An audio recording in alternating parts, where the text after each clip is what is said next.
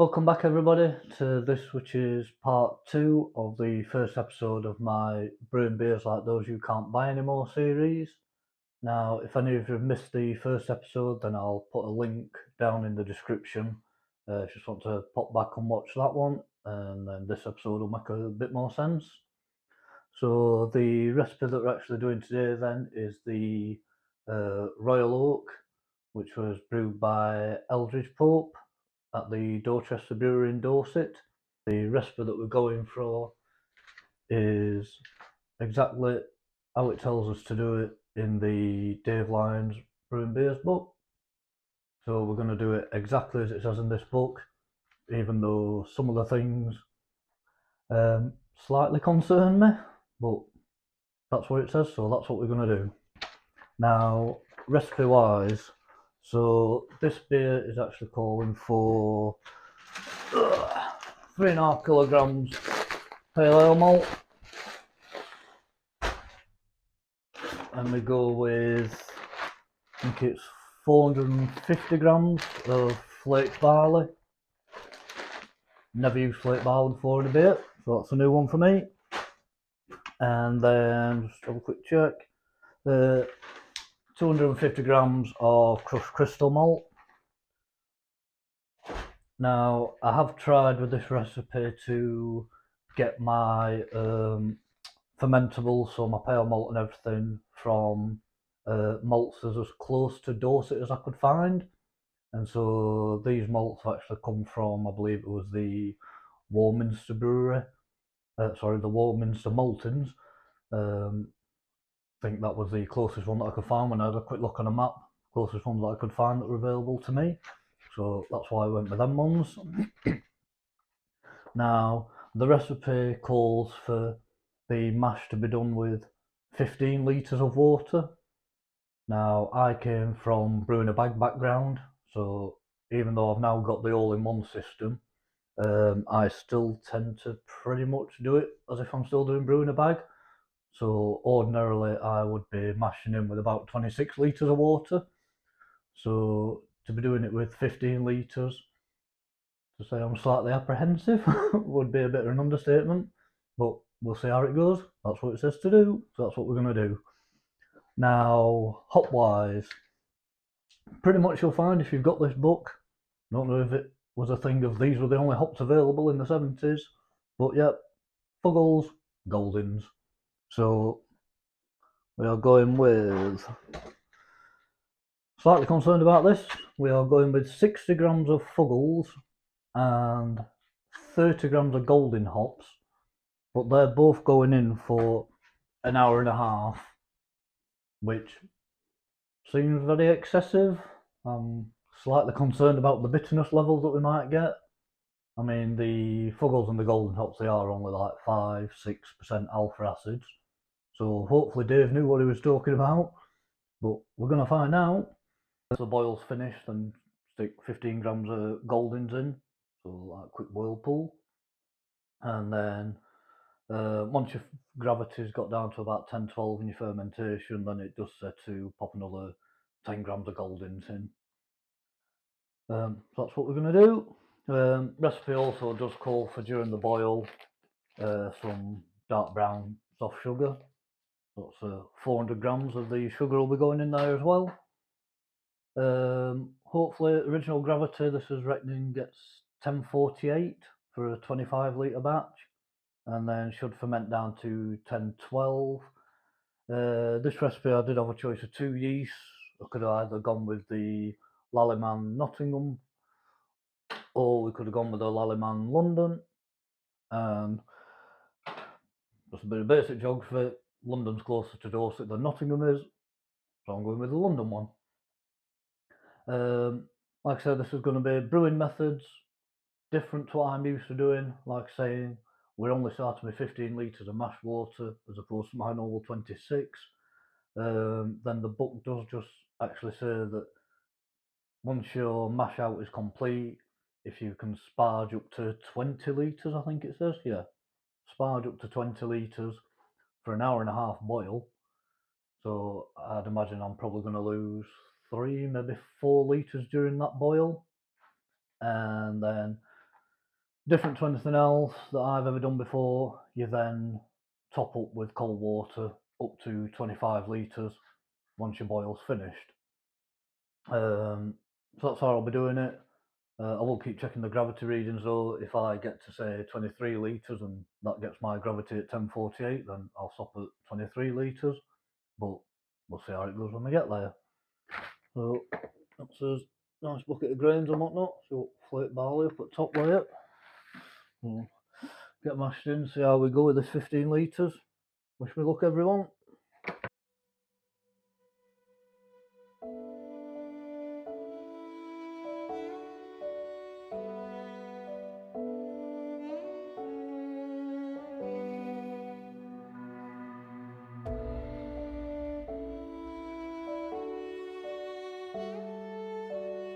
So yeah, well, you can work that out, but obviously a lot thicker than normal. But like I say, I'll get lid on, get recirculating. So that's our 90-minute mash now complete. Just gotta do the sparge now to get it up to the 20 litres which it's supposed to do in the book. Once we've had that 90-minute mash, it has given me enough time to go onto the brew father app, actually put some numbers in. The hopping schedule I was slightly concerned about. I've put it into the app and the app reckons that this is going to finish at 55 IBUs. Okay. I mean, I have checked I think it was the first brew that I did on the Brewzilla, with a Pale Ale, and that was actually 50 IBU. That one turned out alright, so fingers crossed that extra 5 IBUs is not going to make it undrinkable. The one thing that I do wish my Brewzilla had would be a little side tube, because this I've got to sparge to 20 litres, but you can't actually get to see where the 20 litre indentation is on it. I don't know, I think you can actually buy sight glass to replace this bit. I'm not so sure when they've made it for the Gen 4 model yet though, but I'll keep an eye out. At some point I would like to upgrade that bit, but for now I'll sparge up to 20 litres, send up to a boil, I'll be back when I've got some more to tell you.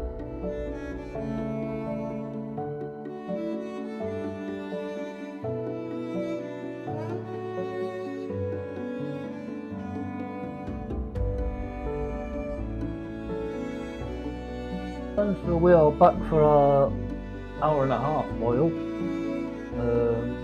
Obviously, they go hops, so 60 grams of the Fuggles, 30 grams of the Goldings hops. Went with leaf hops, based purely on the fact that I'm assuming in the 70s that's what breweries were using and not pellet hops.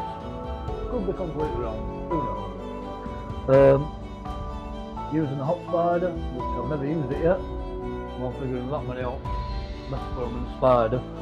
Only thing I am thinking might be a problem is with only having 20 litres of wort in there, not quite so sure how much of the hops are actually going to get covered in the wort. But we'll chuck them in. I'm going to get the recirculation arm and get it pumping through the top of it anyway, so should hopefully get all the goodies out of here. So here goes nothing.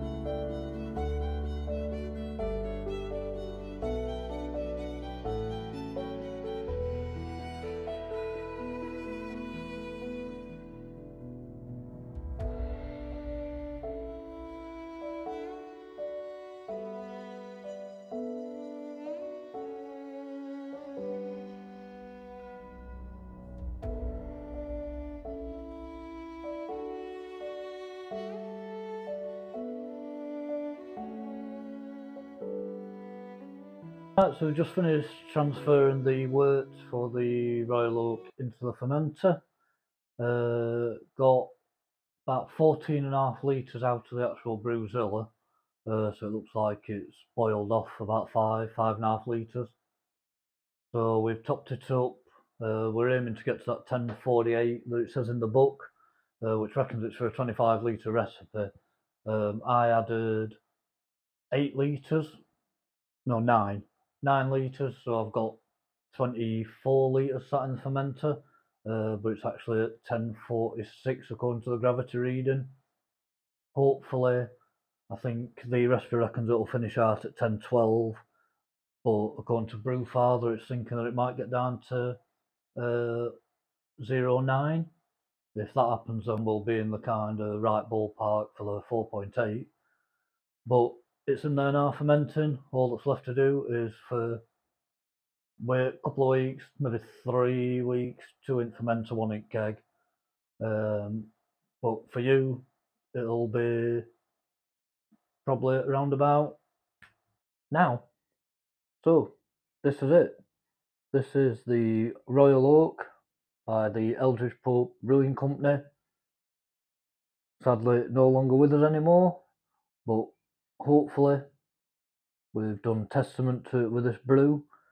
Now, it was supposed to have an original gravity of 1048, mine actually had 1046, but on the reverse side it did finish 2 points higher than what it was expected to, so it has actually come out at 4.8%, which is exactly what the old recipe back in the day when you used to be able to drink Royal Oak and be able to buy it, it was at 4.8%, so we've got the numbers ABV wise, just slightly different way of getting there.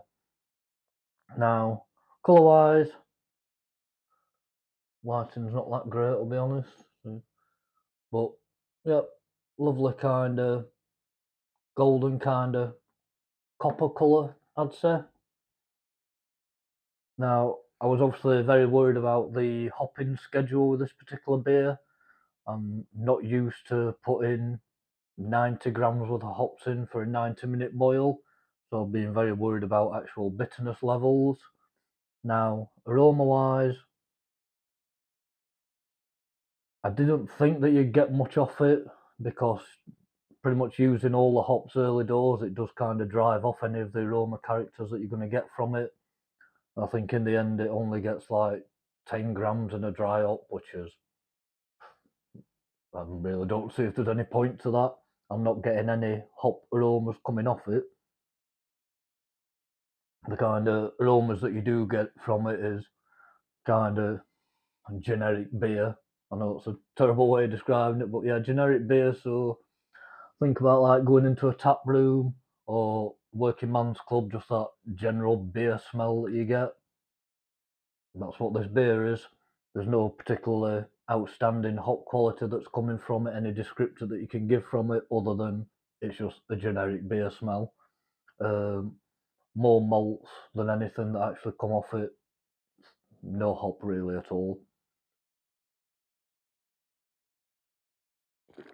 Now, at the minute, sort of tiny little head on it, but the grain bill, it's not got anything to really help with head retention, so you've not got any carapils or any carafoam or anything like that that could help retain head, but we'll see how long it lasts. Like I say, at the minute, there's just a little cap on there.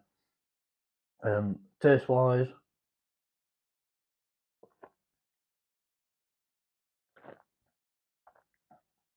now, like I said, I was very, very, very concerned that this was just going to be too bitterness with adding all them hops early doors. What I will say is that yes, there's a decent bitterness level to it, but it's not on your initial taste. The initial taste isn't overly harsh or bitter, but it's certainly got on the back end. So, like once you've swallowed it, then you kind of get the bitterness on the back of your tongue, which is not unpleasant.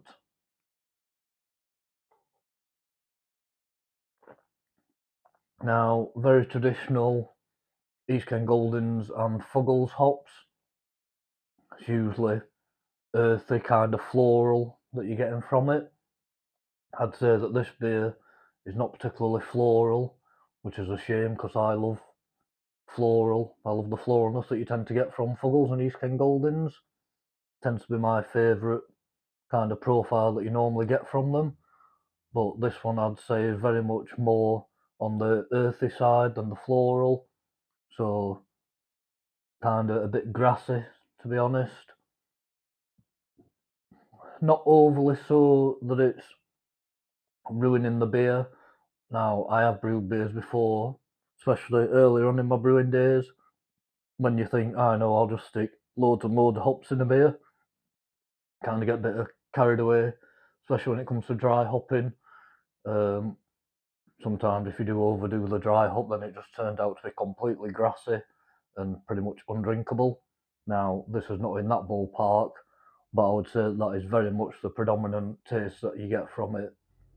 Kind of earthy grassiness to it.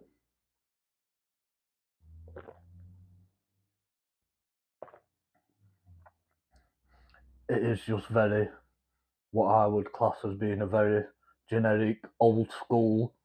This is kind of the taste that I kind of takes me back to being a kid, when you'd kind of nick a swig of someone's beer when you really shouldn't do.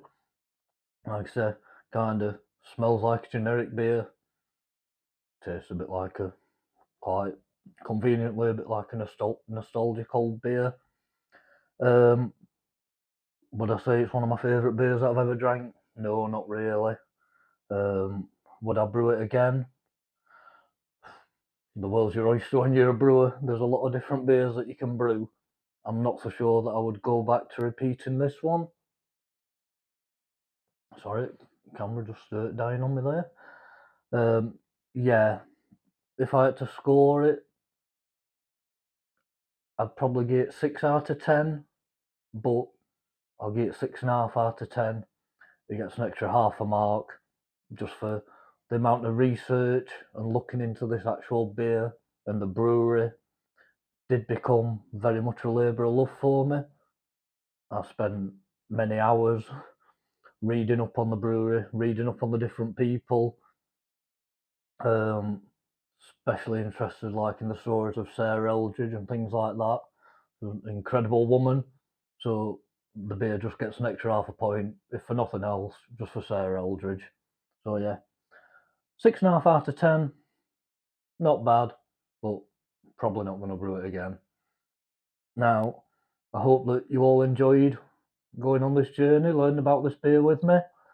If any of you have got any favourite beers of your own that you can no longer get, you can always pop them down in the description. I will be looking for more beers to do later on in this series. Probably going to come out, like I say, it's quite time consuming, so it's not going to be every brewing video I do. It's not going to be one of these, but we might aim to get like 4 or 5 out a year, see how we get on. So yeah, if you've got any suggestions for any beers that you might like to see recreated and brought back to life, pop them down in the description and we'll have a look and see what we can do. But until then, take care.